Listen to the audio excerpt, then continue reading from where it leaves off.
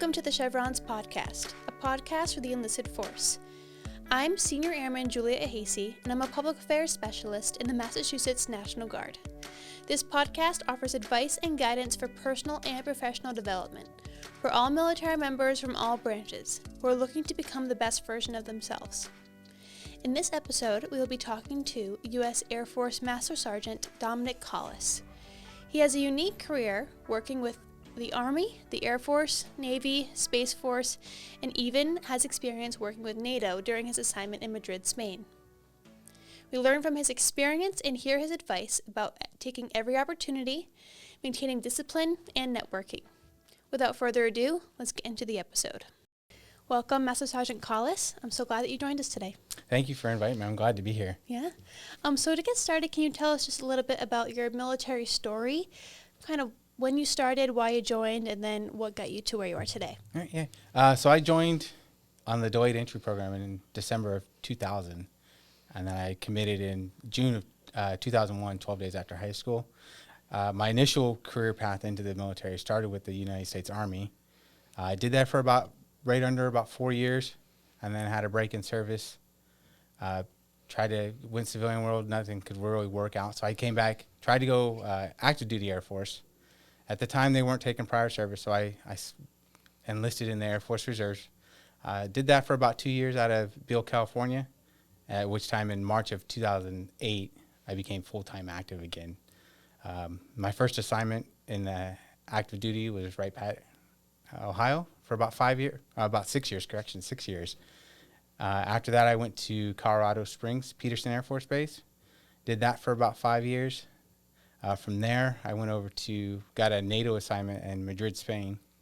Did that for 3 years, and then went to Joint Base Pearl Harbor Hickam for 2 years. And then now I'm currently got here in August of last year to Cape Cod Space Force Station, Massachusetts. June will be about 24 total years that I've been serving. So have you been security forces throughout your whole career, or has there been? In the Army, I was an M1A1 Abrams tanker. Okay. So I drove the tank for 3 years, and then my remaining time, I was the gunner for that. Air Force-wise, I've been security forces the entire time, reserves and active duty. So what is your current role right now on Joint Base Cape Cod? So my current role is the Operations Superintendent. So the day-to-day guys, I'm oversee those. So checking the ECP, making sure everyone's valid to come through the installation, and then the patrols and whatnot. And then our BDOT controller, who is kind of like a dispatch for us, monitors our alarms and any responses that we have, coordinates any local response from the cities around, and helps coordinate those responses up to the site. Awesome. So you have had a broad career, it seems like a lot of different experiences, starting in the Army, and then you were Air Force Reserves, active duty Air Force, and now you're at a Space Force base. What has your experience been like working with these different branches, and what have you learned along the way? It's quite unique, right?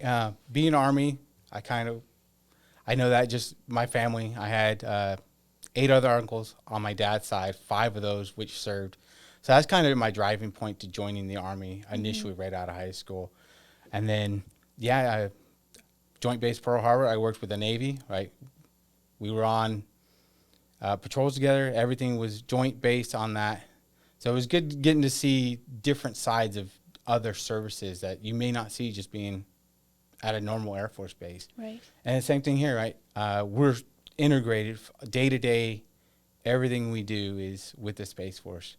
And what's unique about Cape Cod is anywhere else I'd have a Security Forces commander.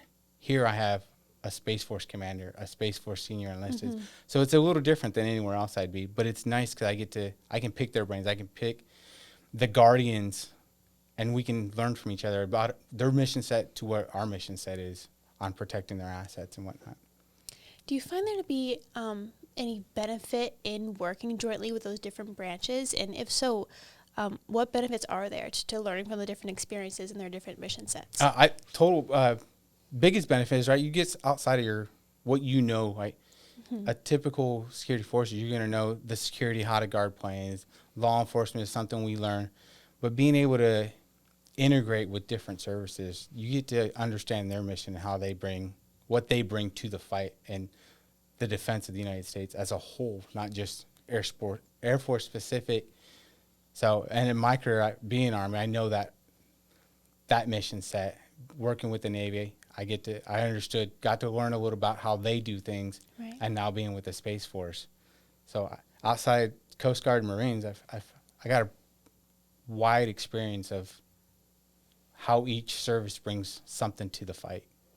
For those airmen who might be really interested in working with the Space Force Space one day, or even transferring to the Space Force, what advice do you have for them, and what are some of the things that they could look forward to if they wanted to have that kind of experience? Oh man, do find something that you're passionate about and see which service, which branch offers what you're passionate about. Right. Mm-hmm. I'm a firm believer if you're doing something you love, you're not really working. You're doing your passion. You enjoy it, right? I've had that in my career, which is why I'm still here serving after almost 24 years in. Right. My oldest, my 22-year-old, he joined. He's in the Army. He absolutely loves what he did. He's an intel analyst up in Alaska and absolutely love it. So, again, my recommendation for younger troops is find something you love to do and do it, right? And find which branch offers that for you. So you said your uncles inspired you to kind of join initially? Yeah. I come from a background of military uncles, cousins. Mm-hmm. It essentially, without being cheesy, right? It's a family business, right? Right. And I fully believe that, right? But my uncles were my inspiration for joining straight out of high school. So what was that experience like for you when your son told you that he wanted to join and he wanted to serve? It's a blessing, right? You're scared, right? You're like, oh man, Sure. My kid's joining, right? But you're proud, right? Because he's following in your footsteps. You've, as a parent, that's what you want for your kids, is to set those good role examples, be that mentor, be that guide of light for them to move forward, and as they grow as young adults, and then create their own life. So, right.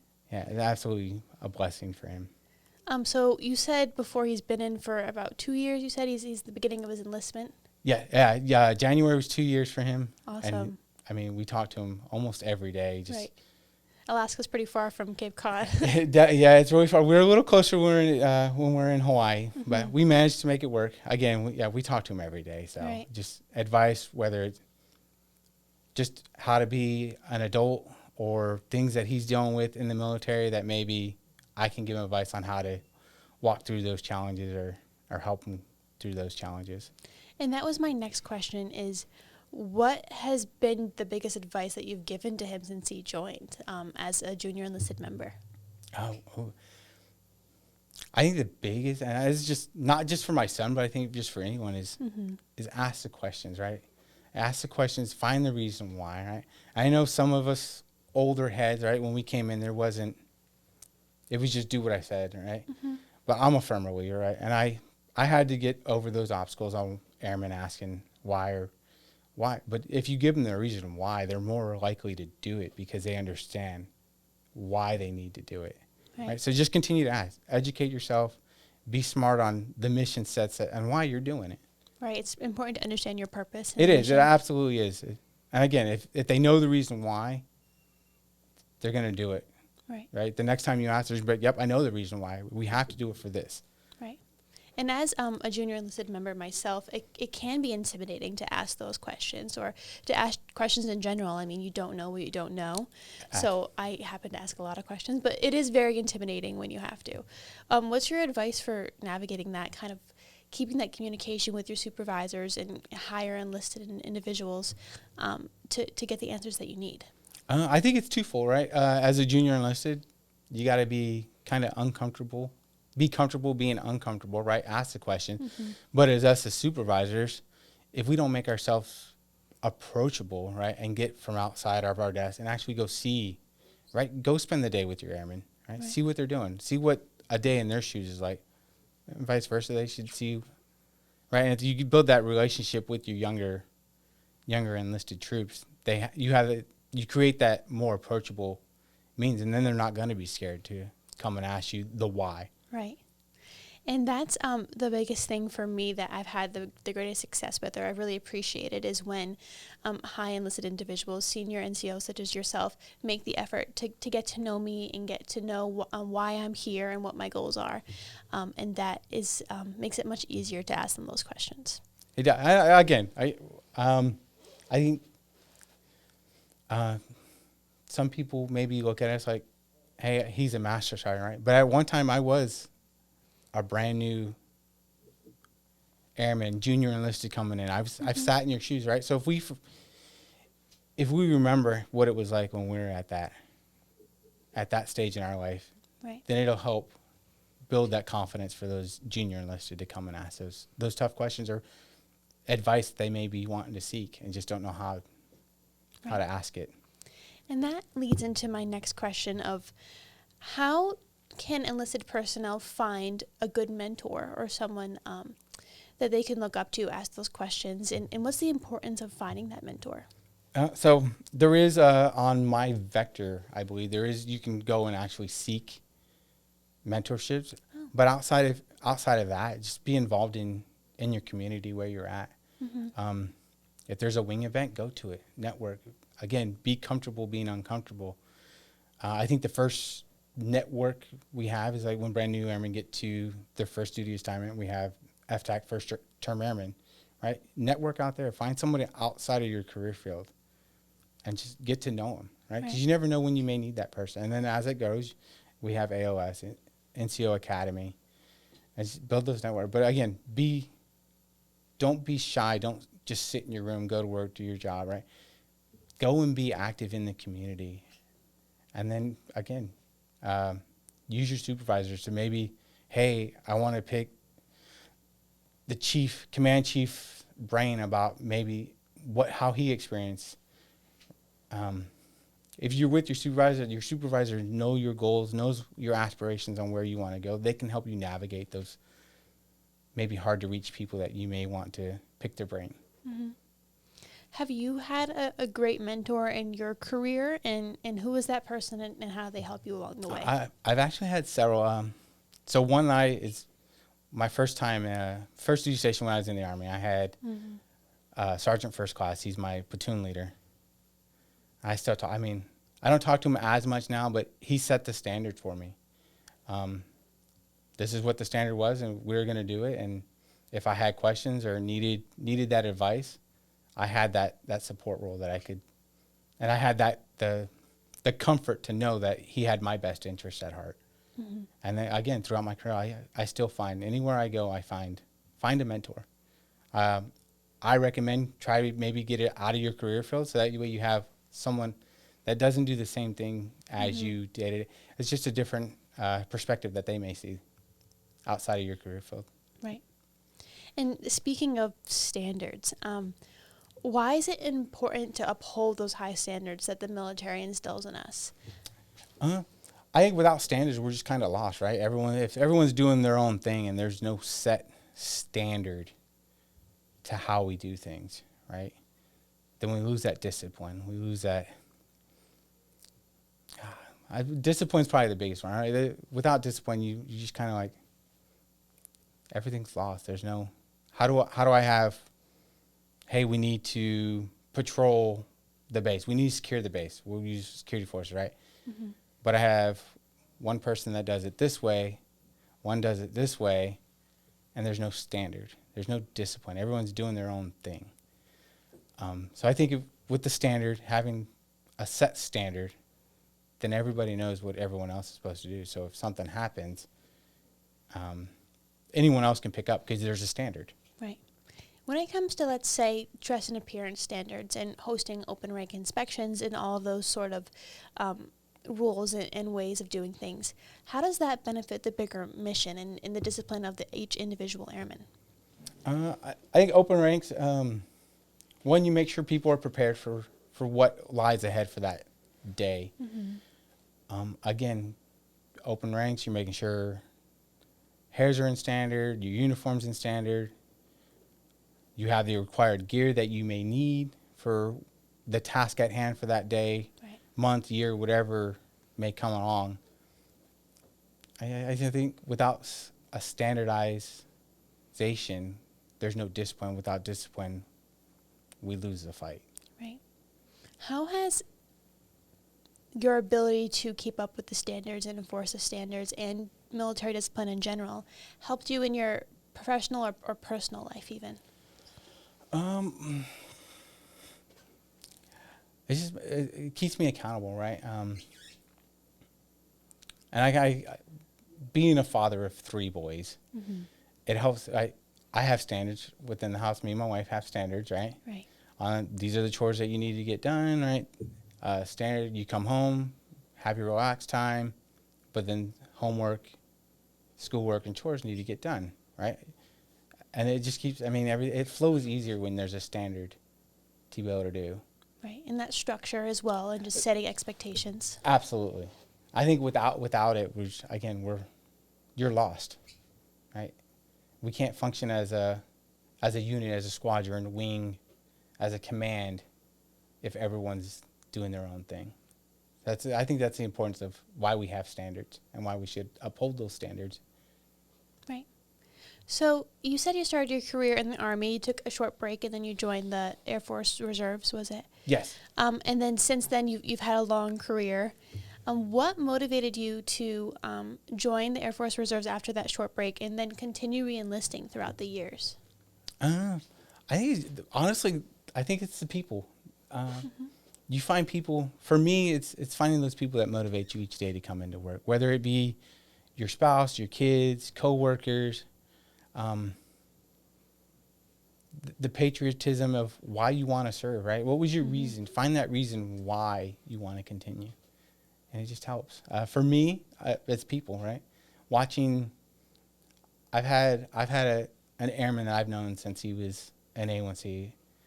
He's now a master as well with me, and it's nice. It's as a leader, it's a beautiful thing to watch someone grow into their career along the way, right? And be able to see it. It's interesting to see how your reason for joining when you first joined versus your reason for being in the military now has kind of changed and shifted over the years. And it's kind of, again, right, we're all human. You're going to have your bad days. You're going to have your good days.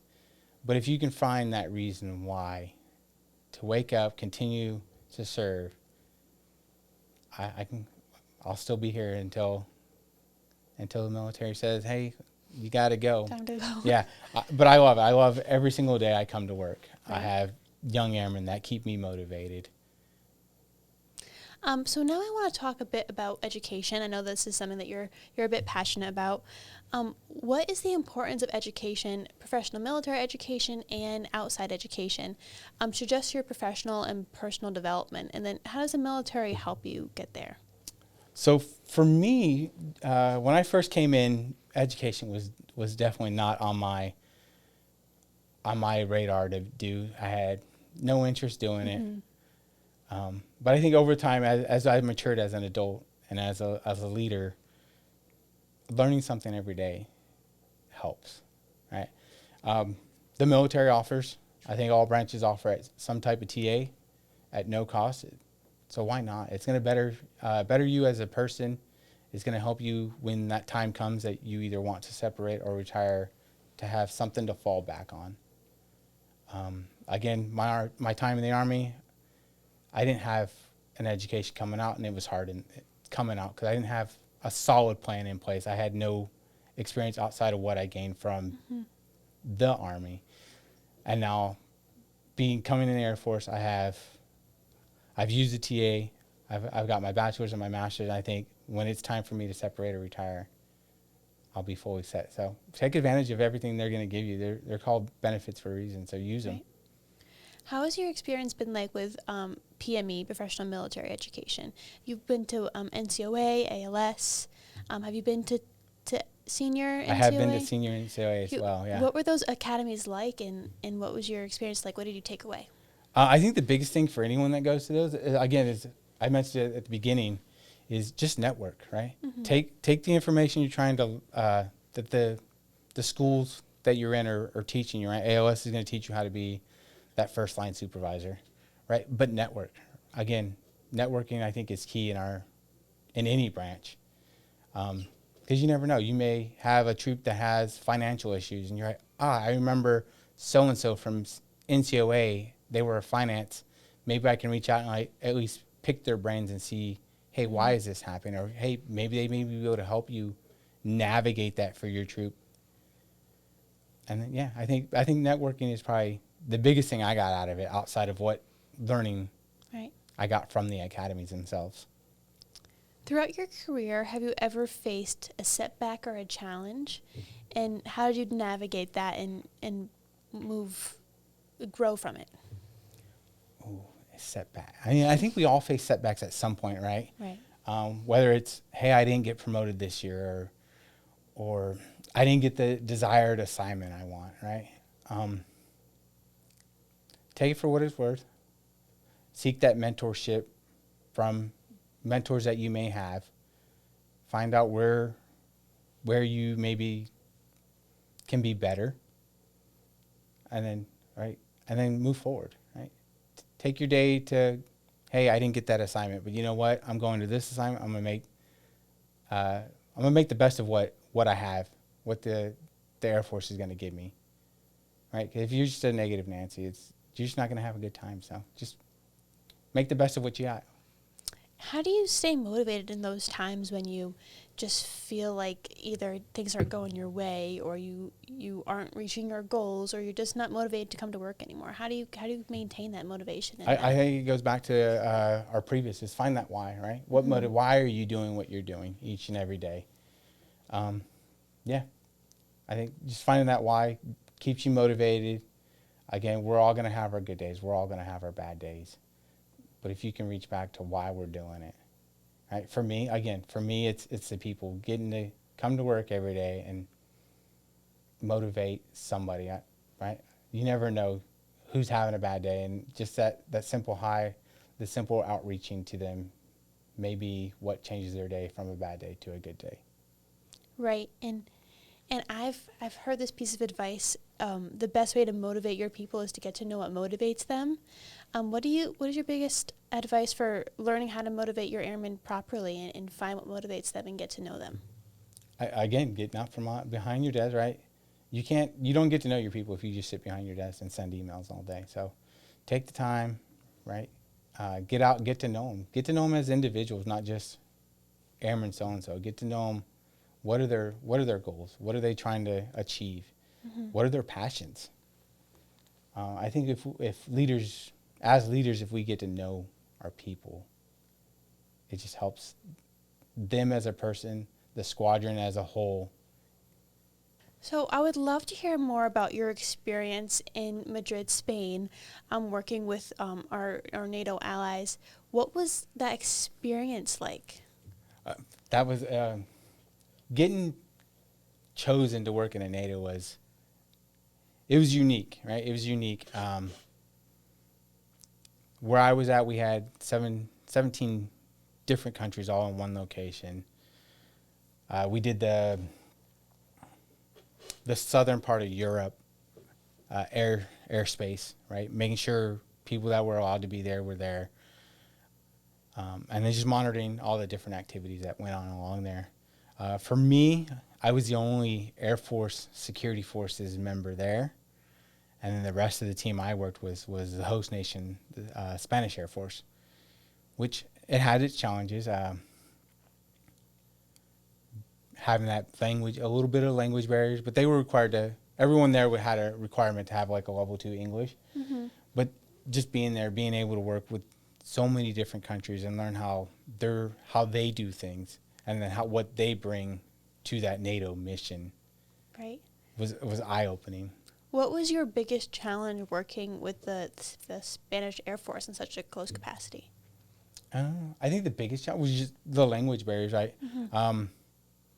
There was different things security-wise with NATO that you had to do that I would do Air Force, right? A little similar, but it was just the different processes that come along with how the NATO did, and mm-hmm. what the SOFA agreements that we were under, what we could do, what we couldn't do, I think was the biggest challenge. And then just navigating that as a whole. I mean, 7 different countries have 7 different ways they're going to be able to do things, and to bring 7 different ways all into one and make it work effectively, which as a young master was eye-opening, and it's just a different experience that you typically wouldn't get to see. So I recommend, if you see it on Talent Marketplace, I highly recommend anyone that sees it, go for it.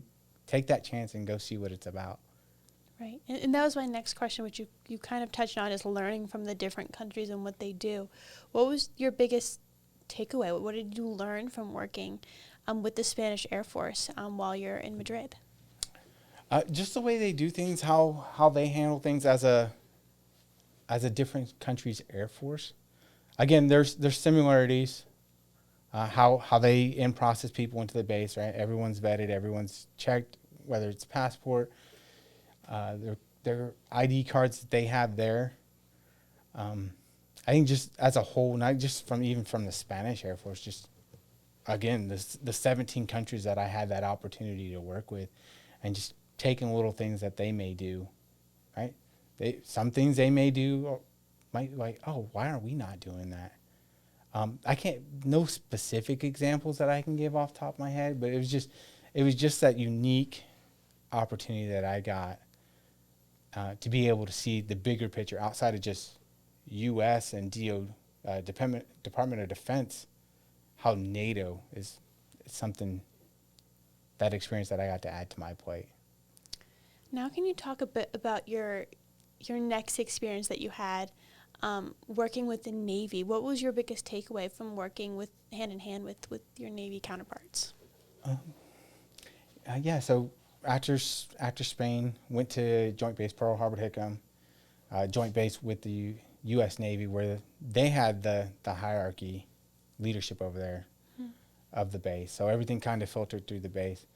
Uniqueness there for us, like Air Force wise, we can have a commander sign a policy letter that needs to be changed, where then everything went through like their wing commander. Mm-hmm.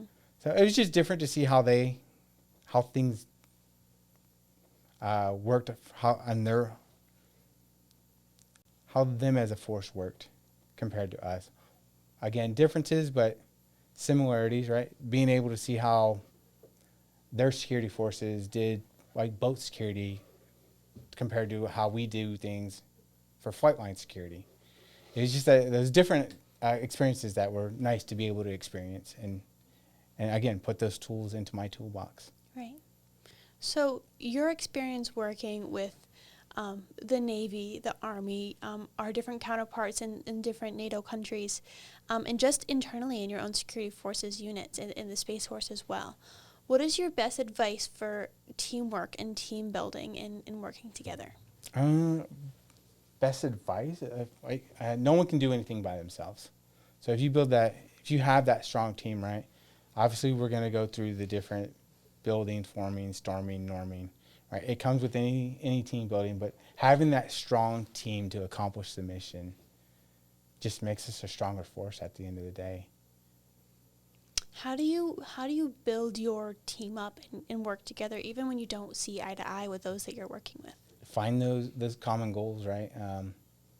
Again, like you mentioned, right? You're not always going to be the best of friends with maybe the team that you have set, that kind of formed. Mm-hmm. But if you can all find that common goal, common interests, hey, this is the reason why, going back to the why on things, right?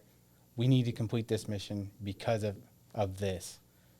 It just makes that team stronger, and you'll go forward. The sky's the limit when you can have that strong team, regardless of how you feel with each other outside of that team. Right. So as a senior NCO, what is something that you struggle with today, either with leadership or just in your current role, and how are you overcoming it? I think there's struggles every day, right? Again, there's days like everyone goes through their bad days. There's days that you just don't want to come to work, but finding. I think we're going back to the why, right? Finding that why we do things, finding that purpose in life, that purpose on, hey, this is what I'm going to set out today, and this is how I'm going to do it. Just helps with the struggles, right? And then having great mentors that you can bounce your ideas off, or, hey, I can't figure this out, don't know what to do, I've gone down these rabbit holes, and maybe just finding that new perspective that you may not be seeing, right? As a senior in CO, I still ask, right? And sometimes it may be that airman, right? You don't, that airman might have went through that in their life prior to joining. They're like, hey, sir, like, this is how I did it when I came, right? So don't be afraid to go ask and pick the brains of junior enlisted, because they might just have that answer you're looking for. Right. Now, this is the last question that we ask all of our guests on each episode. What is the best piece of advice you've ever given or received? Ooh, good question. It is a good question. Best I received, I would say learn something every day, right?